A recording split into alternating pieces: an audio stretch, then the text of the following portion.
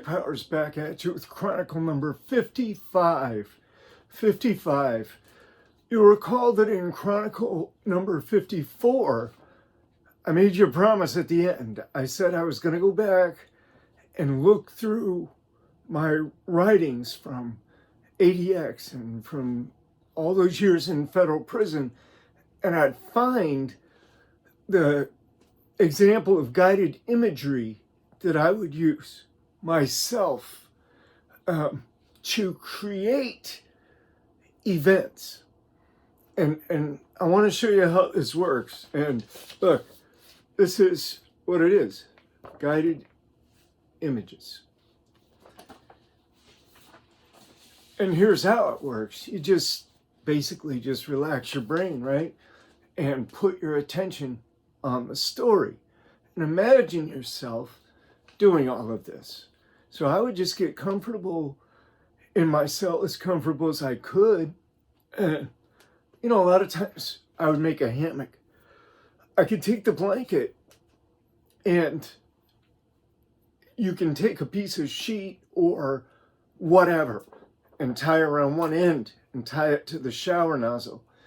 And then I would tie the other same way, but tie it to the bars in the front by the sally port.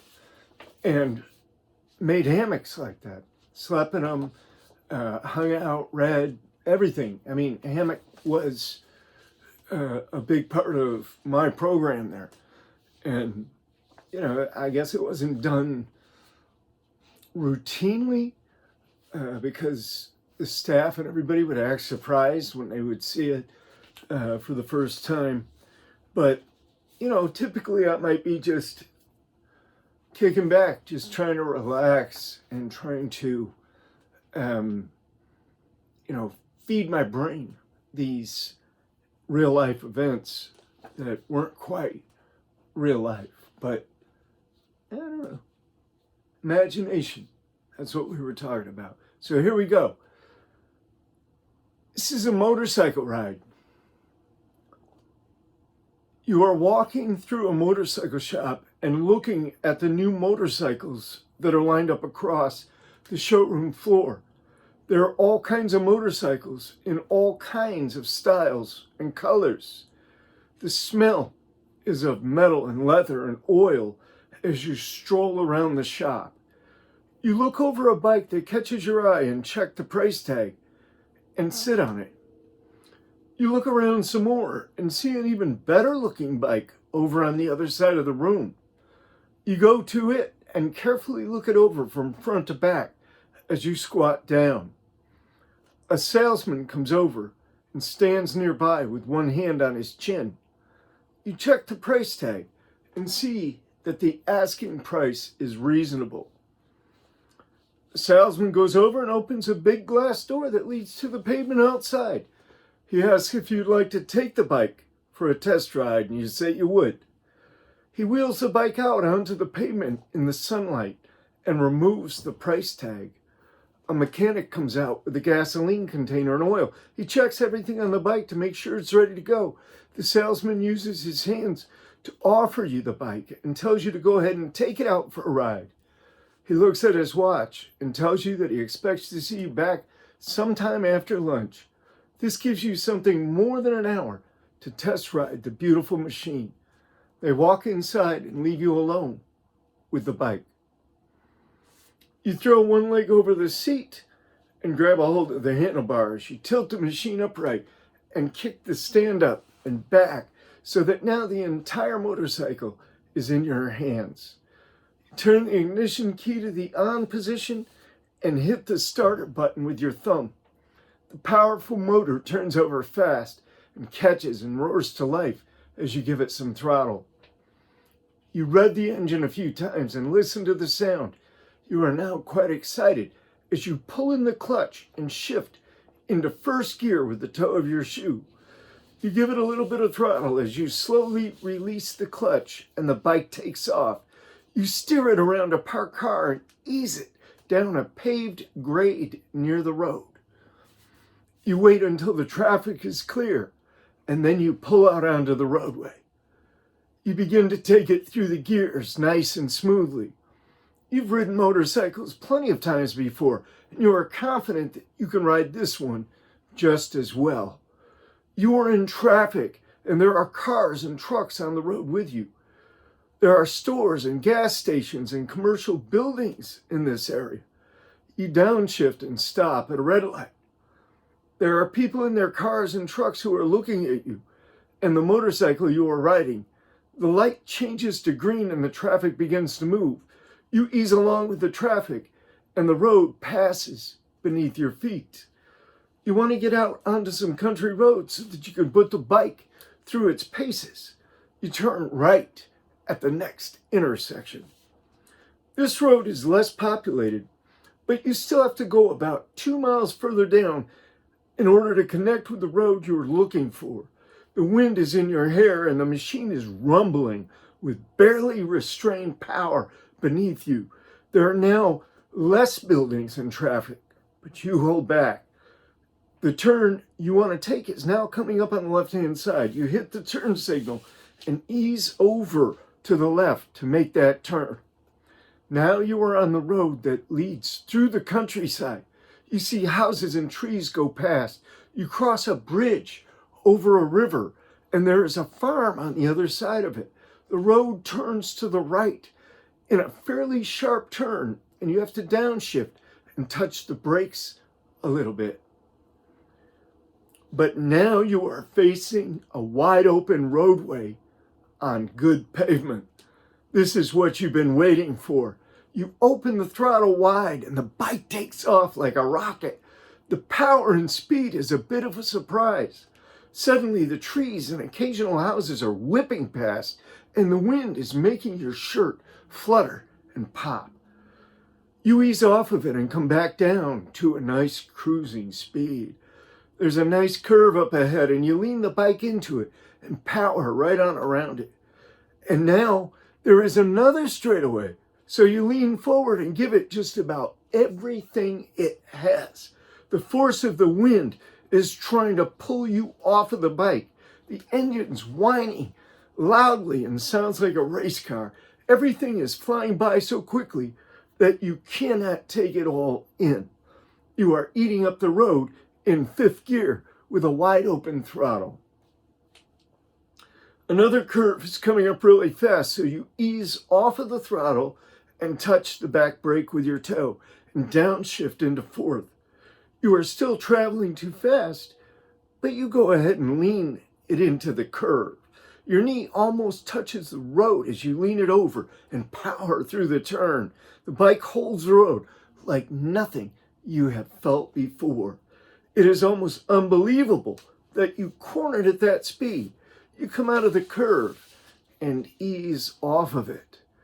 Now you just want to cruise nice and easy and enjoy the ride. There are tall trees on both sides of the road. The road itself winds down around them and goes up and over hills and crosses a few smaller streams. The wind feels good on your face. The motorcycle is purring like a cat beneath you. You are in full control of this machine.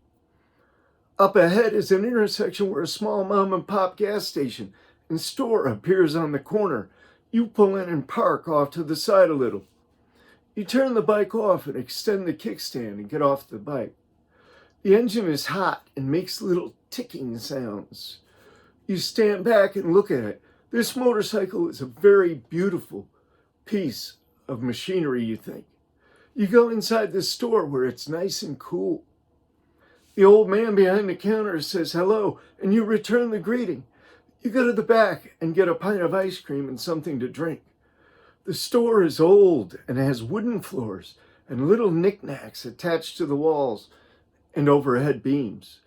You pay for your things and go back outside. You go around the corner near where the bike is parked and sit down on the grass to eat your ice cream and drink your drink. It is a beautiful day. There are birds chirping and flitting from tree to tree.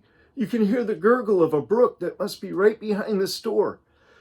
You take your time and enjoy your snacks. You look over your shoulder at the motorcycle gleaming in the sun as you look at your watch. you still have plenty of time. So that is one of many guided imageries that I would do. You know, I created them and wrote them. They were first written, printed out by hand on notebook paper with a pencil, a stub of a pencil. So, yeah, I mean, this is what I would treat myself with every once in a while, to go on an event, to go on a journey. I would go on that journey in my mind. And I found that it was a little more than interesting and just maybe a little less than intriguing. But there was certainly something to it, because I felt like for those events, for those times, I felt like I wasn't in prison at all. And I wasn't in prison. My whole thing was about finding ways to get out of prison, right? Either legally or through escape, or studying the law, or trying to change legislation, or trying to get my sentence reduced on every multiple level you could think of. The whole thing came down to trying to not be kept in a cage, not be confined and subjected to that. But what I realized was this, that the physical cell and my physical confinement was a physical manifestation of a condition that is quite typical with us human beings. We do indeed create our own prisons. But what I really want to say is this.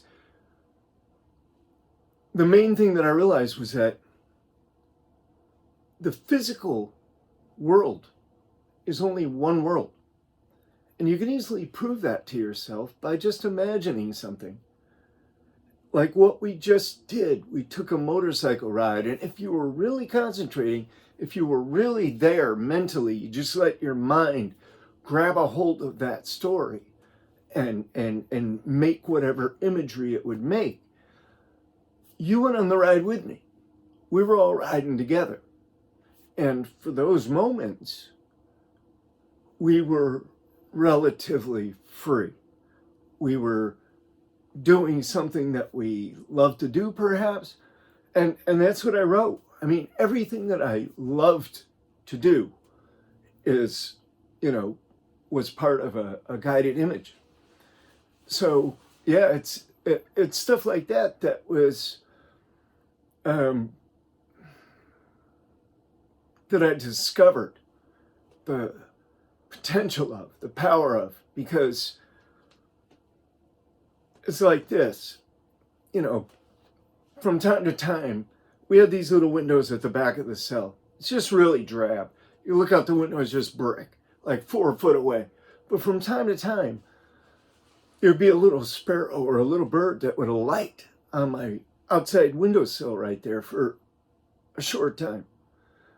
And one time when there was a little sparrow there, I think it was just, it looked like it was molting or losing its feathers or whatever.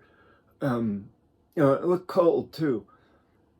But I said to myself, where is it that bird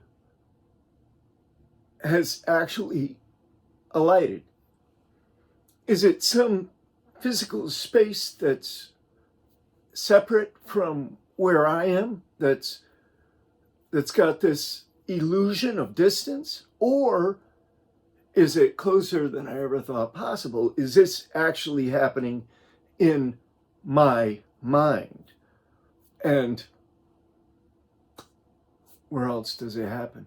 This physical reality happens in our minds. That's where it all comes together. We're just, our eyes, our ears, our noses, our touch, our behavior, whatever.